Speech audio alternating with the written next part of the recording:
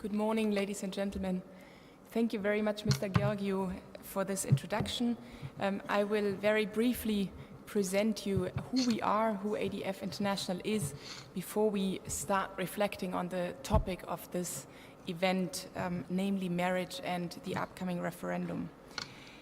ADF International is an alliance-building legal organization that advocates for the right of people to freely live out their faith in society, with a particular focus on freedom of thought, conscience and religion. We also work in the international institutions and courts to safeguard marriage and the family as a basis of a free and healthy society, and we also work to preserve the sanctity of human life. ADF International holds special consultative status at the United Nations and accreditations at the European Parliament, the European Union Agency for Fundamental Rights, the Organization for Security and Cooperation in Europe, and regularly acts as a third party in significant cases before the European Court of Human Rights. With offices in Vienna, Brussels, Geneva, Strasbourg, New York, Washington, Mexico, and a desk in India, ADF International is at the forefront of the international political, legislative and juridical debates on religious freedom, freedom of conscience, marriage, the family and the protection of human life. Alongside with my colleague Dr. Adina Portaro here to my right, who works alongside our team in Brussels but who is from Romania, she's a Romanian citizen, I would like to express my gratitude to all of you who came, honorable members of parliament, representatives of the church, representatives of academia. I would also like to thank our co-organizer, the Coalition for the Family, and especially Mr. Georgiou, for creating the opportunity to host this important event together. The topic, marriage, or rather the question what marriage is or should be, is of highest importance since it is about the future of our society. But before we start reflecting on the topic itself, before we start listening to a wide range of speakers, please take with me a very short moment to watch a short video on the work of ADF International.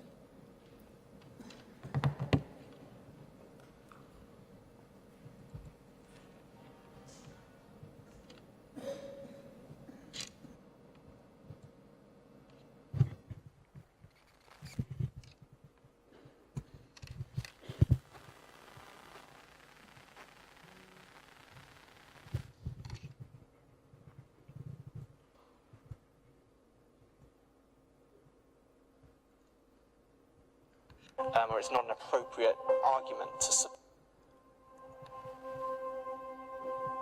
With regards to religious freedom, we see a huge push by rather radical lobby groups. Christian beliefs are seen as a taboo. It's not an appropriate justification for a policy, or it's not an appropriate argument to support a position that you might hold. The legal landscape 10 years ago was a lonely, lonely place. There wasn't a lot of us out there fighting for the ground. There's a huge political debate about issues such as religious freedom, marriage and family, and life questions. We have a huge political push to the liberal edges, really, of all these topics. At the European Union level, they were passing, it seemed, every 6 months declarations promoting abortion. For whatever reason, we spent decades not getting engaged, not really noticing what was going on.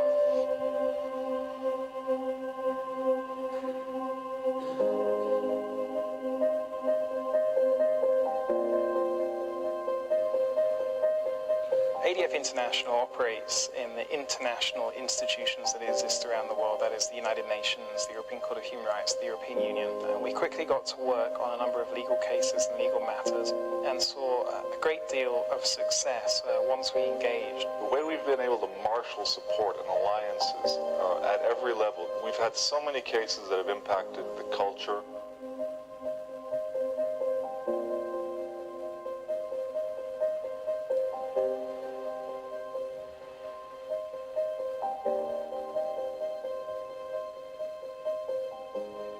ADF International is present at the United Nations to serve and to assist member states that are working tirelessly for the protection of human life and the fundamental value of the family. We are not at the UN to impose an agenda of our own. Instead, we are there to work alongside member states to protect and to promote these fundamental values that the UN was created to do.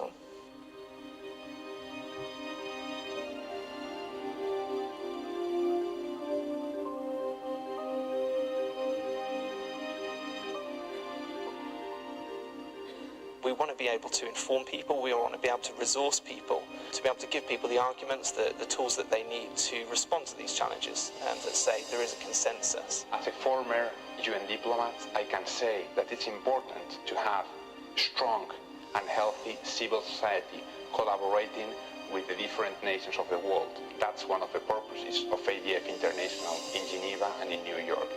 Seeing where we were 10 years ago to where we are now, it's amazing to imagine the possibilities of where we'll be in 10 years. We see that citizens wake up more and more.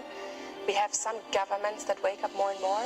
Yes, it's a minority, of course, but if you look in history, it was never a majority who changed things. It was always coming out of a minority, out of a creative minority, of course, and a well-trained minority. But it's a minority that will set the trend.